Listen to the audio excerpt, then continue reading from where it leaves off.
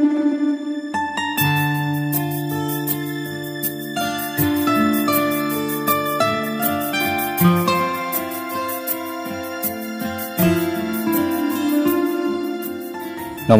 বন্ধুরা, mobile literature library আজ আপনাদের জন্য আরো একটি গল্প নিয়ে হাজির হয়েছে। গল্প সান্ধ্য আসর, কলমে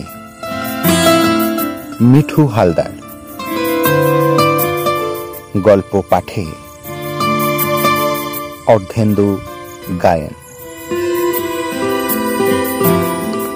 পাড়ার মধ্যে অবস্থিত দুর্গা মন্দির, সেখানে দুর্গা দেবীর কাঠামোতে সারা বছর নিত্য পুজো হয়। তারই সংলগ্ন বিষ্ণু মন্দির, সেখানেও পুজো হয় সকাল সন্ধে। দিনের শেষে দিনমণি যখন অস্তাচলে যায়, ঘরে ঘরে সন্ধ্যা প্রদীপ জ্বলে, জগৎ জুড়ে আধার নামে।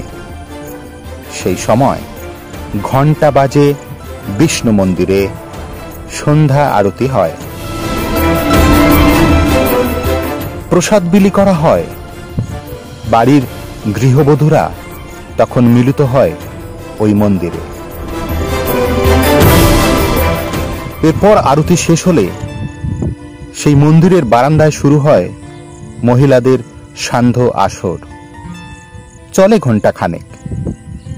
সেখানে কেউ ঠাকুরের গান করে, কেউ আবার যে কোনো গান গায়, গলা মেলায় সবাই।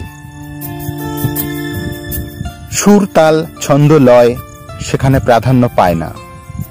শুধু মনের আবেগ ঢেলে আনন্দ প্রকাশের জন্য যেমন ভাবে গাওয়া যায়, তা যেমনই সুর হোক না কেন। প্রতিটি জীবন জুড়ে যে সুখ দুঃখের খেলা চলে, তা থেকে ক্ষণিকের তরে সবকিছু ভুলে মন উড়ে যায় শান্তির পারাবারে। হাসি, গল্প, গানে ভরে ওঠে আসর। কখনো মুড়ি বাতাসা খাওয়া হয় সবাই মিলে, সান্ধ্যকালীন জলযোগ খেয়ে তৃপ্তি লাভ করে সকলে। এই আসরে পরনিন্দা, পরচর্চা হয় না। হিংসা, বিবাদ ভুলে মনে পবিত্রতার সঞ্চার হয়। মনের মাঝে স্বপ্নগুলো যেন নষ্ট হয়ে না যায়। হৃদয়ে রং ঝরাতে, শরীর সুস্থ রাখতে, প্রাণের খুশি, মুখের হাসি চাই। প্রাতঃভ্রমণকারীর পায় ভোরের আলো, সান্ধ্য আসর বলে জীবন প্রদীপ জালো। ভোরের আলোর ছোঁয়ায় মুছে যায় রাত্রি শেষের কালো, আর সন্ধ্যা দেবীর স্নিগ্ধ রূপটি মুছে দেয় মনের কালো। আসর শেষে মন্দিরে প্রণাম জানিয়ে সকলে যে যার সংসারে ফিরে যায়। আমরাও পরচর্চা থেকে দূরে থাকব, এই প্রতিজ্ঞা নিয়ে আজকের গল্পের যবনিকা পতন। নমস্কার।